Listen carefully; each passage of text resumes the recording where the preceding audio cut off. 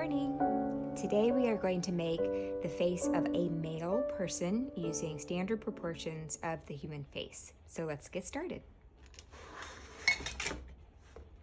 Open your sketchbook to a nice clean page. Use your mixed media pad to trace the size of a rectangle that we will eventually use for our project. Today is just a practice. Now, using your pencil and your large circle template, put your circle template so that it is just about almost above the halfway point in your rectangle.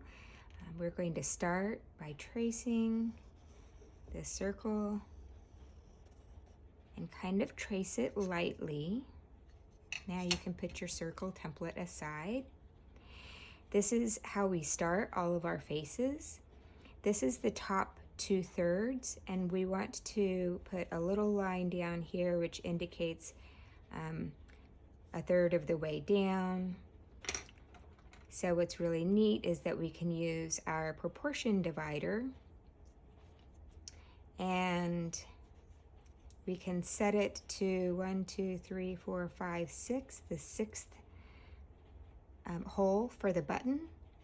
And if you open up your proportion divider and you measure from the top to the bottom of your circle with the button in that position, when you turn it around, you'll see that you have half the distance or the radius of your circle. So you can use that to measure down from the bottom of the circle and give yourself a little mark, and that is going to indicate the chin. So the chin is going to be down here. We're making a male, so we're going to make a strong chin.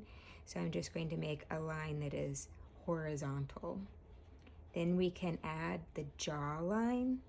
And the jaw is going to come off of the sides of our circle, and it's going to come down in just a little bit, and then it's going to have a sharper turn.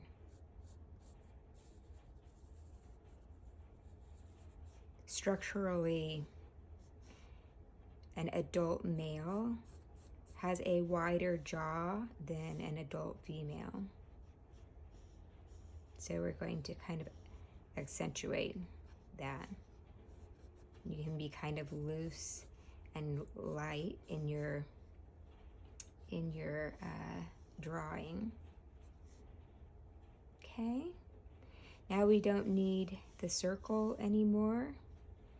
We can go ahead and erase the bottom part of that circle.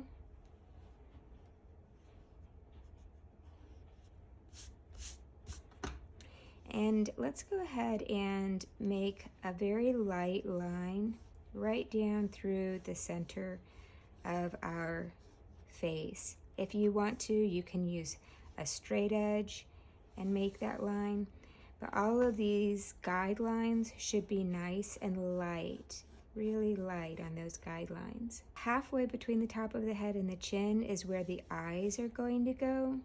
So we can take our proportion divider, and you can see that the button is 1, 2, 3, 4, 5, 6 holes up from the short end, from the small end.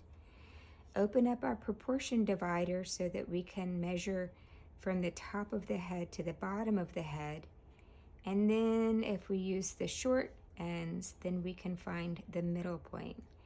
This is the middle. You can put a nice light line that goes across the middle. That is where the eyes are going to be. The eyes are halfway between the top of the head and the chin. Now you can make another line that's halfway between the eye line. We can go ahead and write eye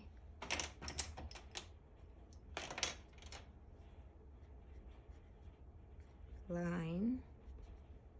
And we can make another line that is halfway between the eyes and the chin.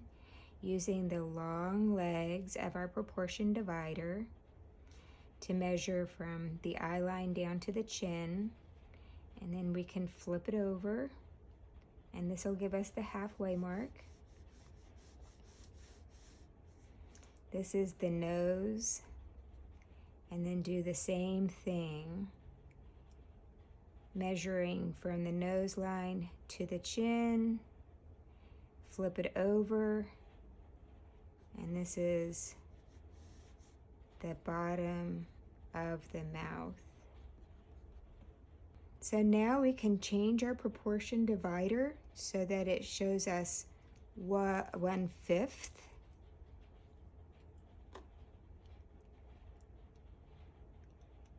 And it is the second hole up from the end.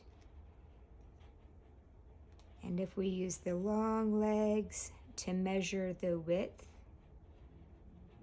of right across the eye line from the left side to the right side, then the short distance is going to be 1/5.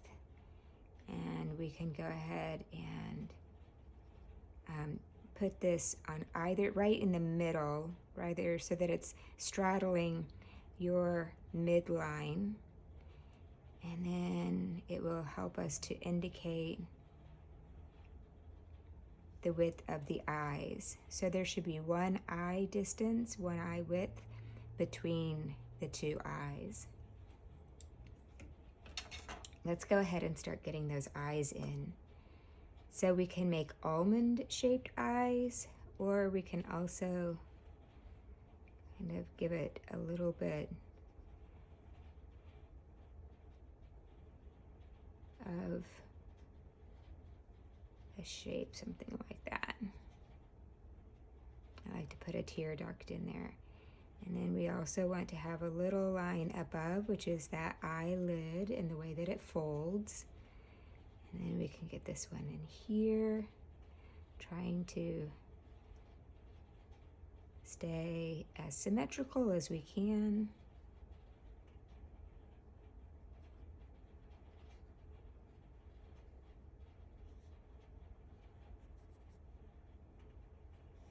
And the eye fold.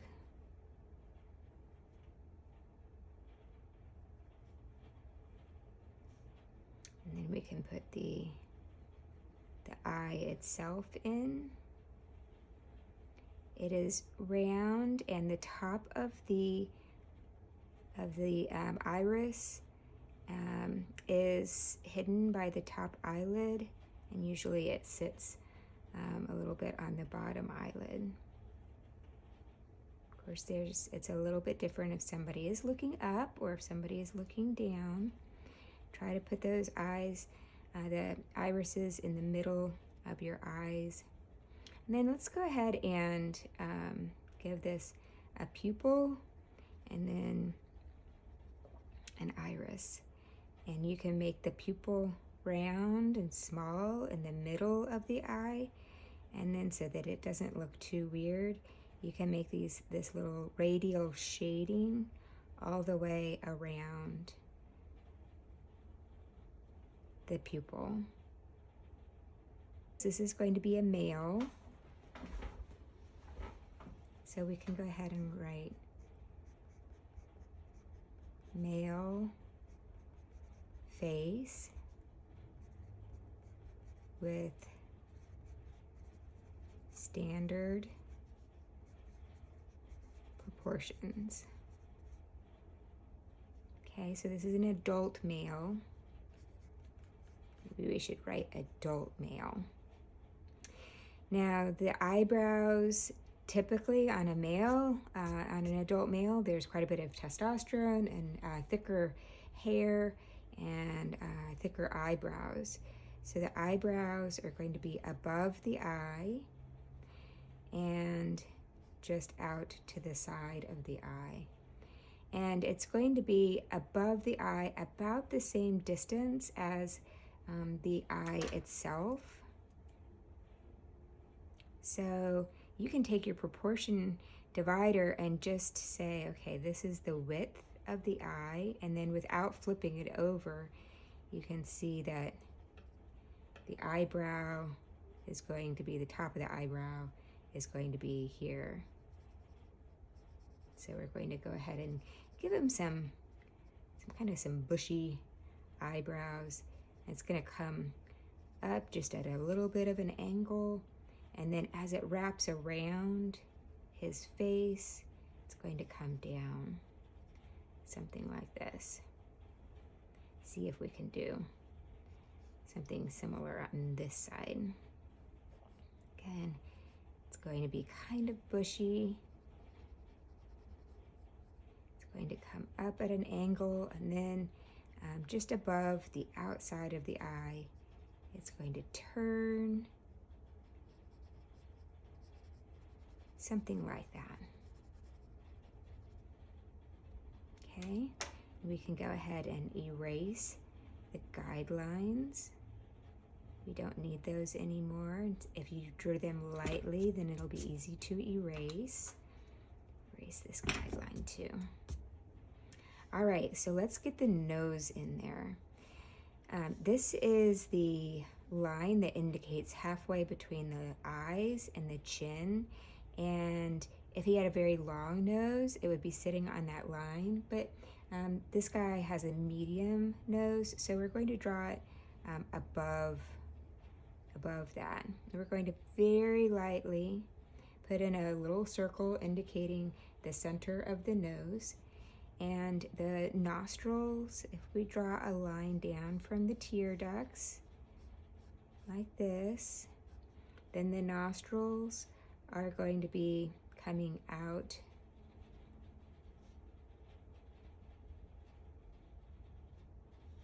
here,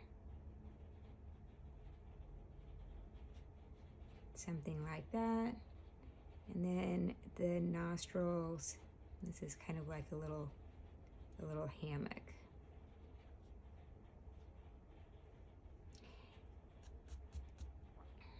Now we can erase the lines that indicate where the nose is supposed to come out to. And we can put in the mouth. The mouth, the bottom of the mouth is just above our bottom of mouth line here. And the mouth itself, if you draw a line down from the pupils, that's the outermost extent. And if you draw a line that's in alignment just a little bit wider than your nose, then that's where the mouth will be at resting. So we're going to kind of make a little hammock shape.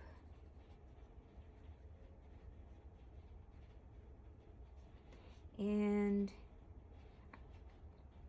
we're going to make this little shape at the top.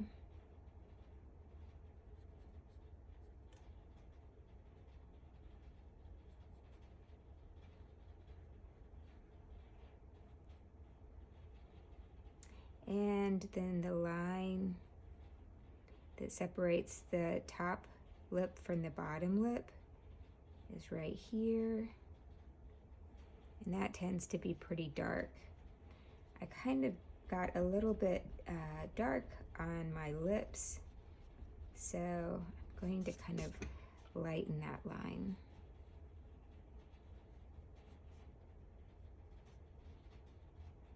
Okay. Now the ears run from the top of the eyes down to the nose. And it has this kind of shape that comes out like this. And the earlobe does something like that. It's such a funny shaped thing. And you can kind of do a little swirl in here to kind of give the sense of that ear, the way that it's shaped. The ear on the other side meets the top of the eye down to the bottom of the nose.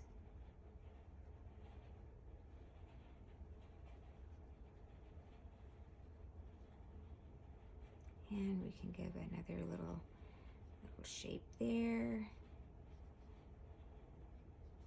Something like that. Let's go ahead and erase our guidelines.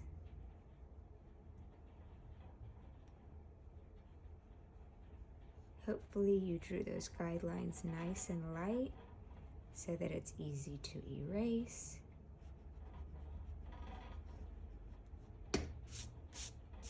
Okay, so he might have underneath his mouth an indication of a chin, and above his lips an indication of this little philtrum.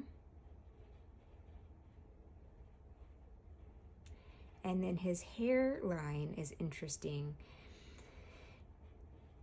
If this was his eye line, and this is the top of his head, and from the eye line to the top of his head is 1/2. From the bottom of his chin to his eyes is 1/2.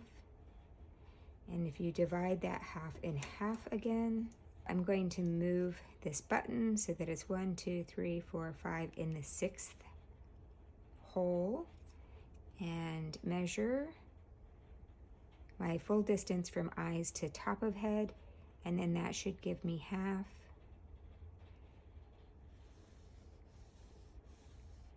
And then measure that again, break it into the top half into halves again. And then this is where the hairline is. So the hairline, if you can imagine, kind of comes down a little bit between your quarter and your half. And we're going to give him an interesting hairdo. He's going to have kind of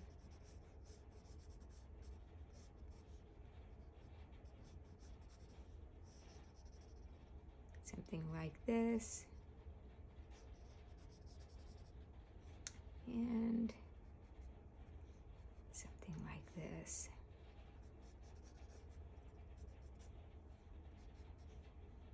It's hair that kind of comes out and then gets closer to his head as it comes down to his ears. It looks really silly right now, but we're going to give him the hairline. If this is where his hair starts above his features over on the side, his hairline's going to do something like this. It'll kind of come down, and then it'll go back toward the ear, and then it'll come down so that it has kind of this sideburn.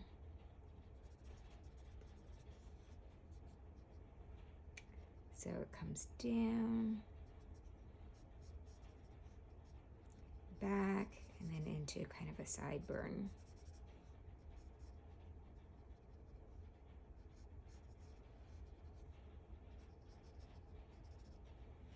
And we can give him a neck.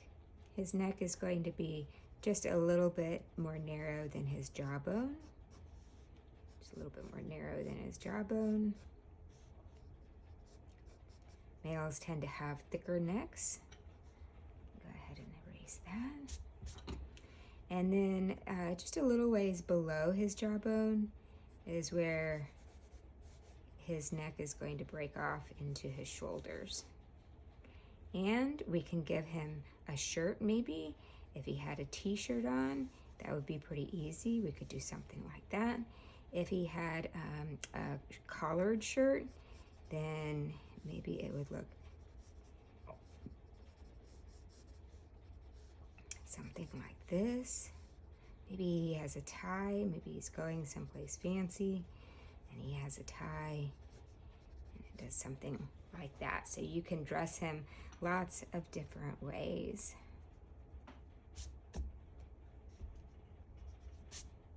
Let's do a little bit of shading. So we're going to go ahead and continue using our 6B pencil and just try to think of it in terms of lights and darks and where the light is hitting. And we have a light coming from up here. So we're going to shade pretty dark all of his hair that is over on the left. And then as it comes up here, we're going to kind of let it die out, like the light is catching it up here. And then down here, we're going to go ahead and do some shading.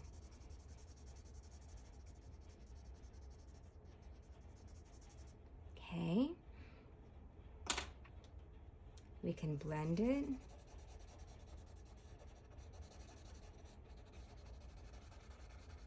With our Q-tip to soften that up a little bit. And then we end up with some nice value on our Q-tip, and we can give him a little bit of shading under the eyes, and then where the nose, where it turns, the nose turns. If the light is coming from up here, the nose is going to turn. You would have some shading on this side of his face.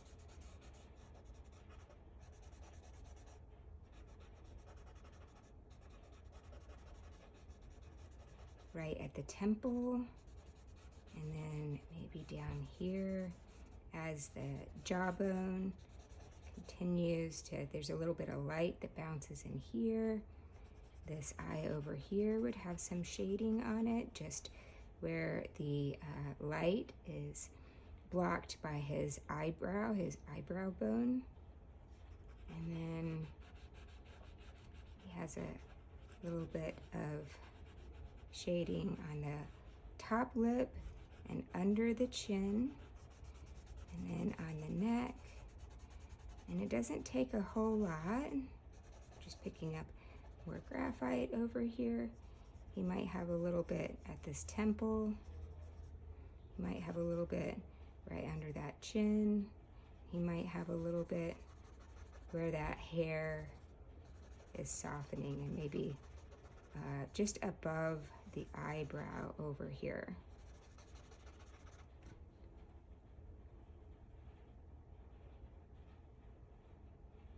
Now, if in doing that shading, you've ended up losing some of your lines, then you can come back with your pencil and strengthen some of those lines if you want to.